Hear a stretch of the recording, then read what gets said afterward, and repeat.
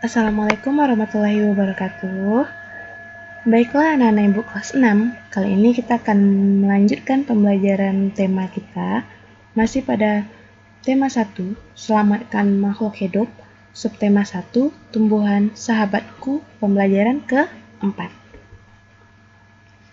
Tahukah Ananda bahwa tumbuhan tidak saja bermanfaat sebagai sumber makanan bagi kehidupan makhluk hidup, akan tetapi ada manfaat lainnya dalam kehidupan kita.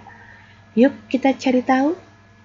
Nah, jika kita lihat pada gambar ini, ternyata salah satu manfaat dari tumbuhan selain sebagai sumber makanan yaitu sebagai penghasil oksigen yang kita butuhkan untuk bernafas. Jadi bayangkan jika tidak ada tumbuhan di dunia ini, maka kita tidak akan bisa bernafas.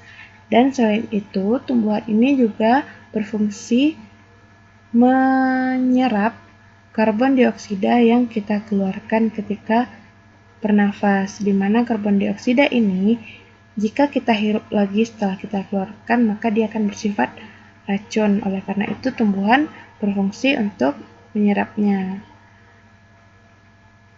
Dapat kita rasakan jika kita berada pada tempat yang banyak terdapat pepohonan, maka kita akan merasakan sejuk dan segar, karena di situ kita merasakan adanya oksigen yang banyak.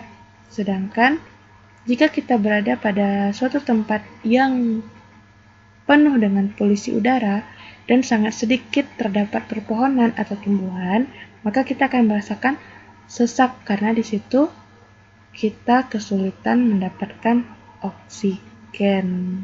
Nah, itulah salah satu pentingnya tumbuhan bagi kehidupan kita.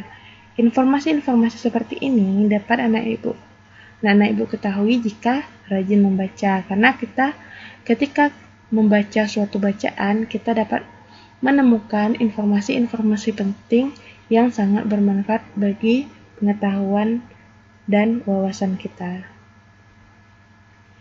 Nah, kesimpulan inilah yang merupakan pokok yang kita temukan dari suatu bacaan atau intisari dari suatu teks. Kesimpulan adalah ikhtisar akhir dari suatu teks.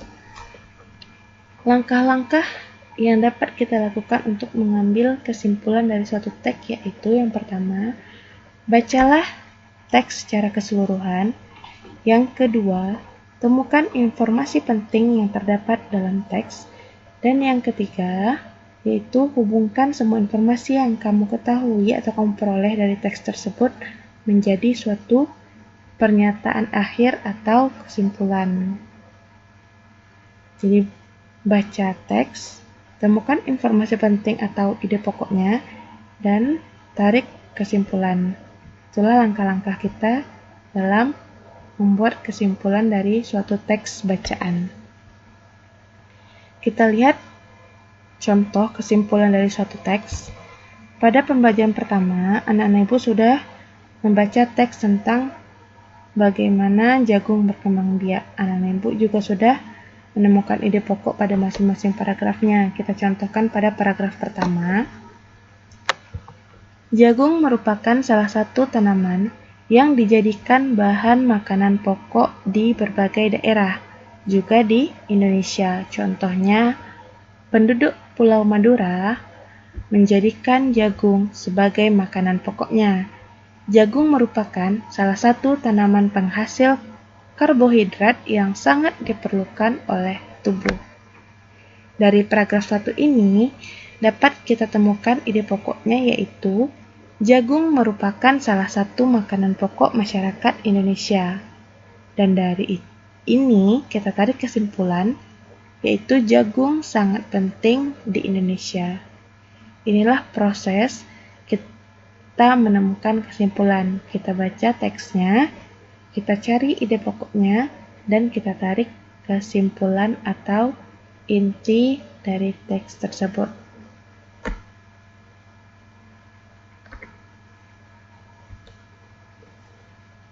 Anak-anak ibu, Tumbuhan seperti jagung tadi berkembang biak untuk menjaga kelestarian jenisnya sebagai sumber kehidupan makhluk hidup.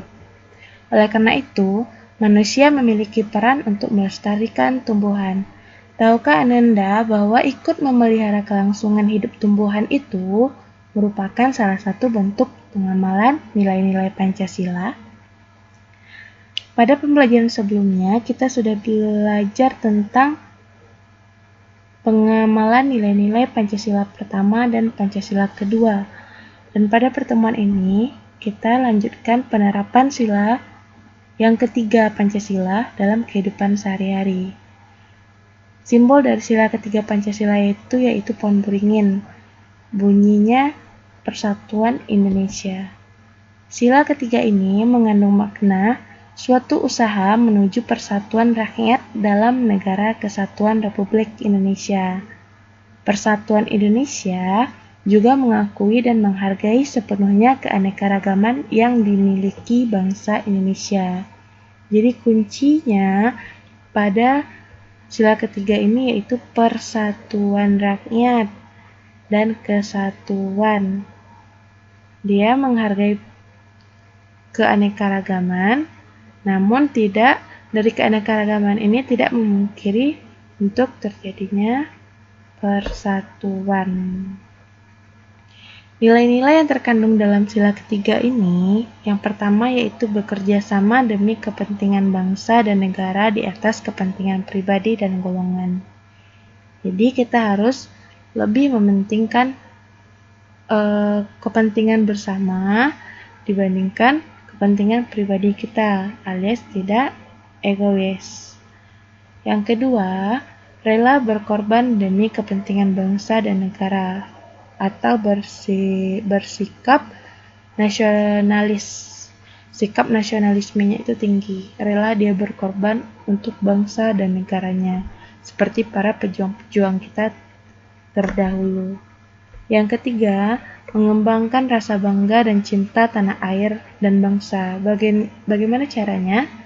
Seperti menggunakan produk-produk Indonesia dan mempelajari tentang kekayaan Indonesia.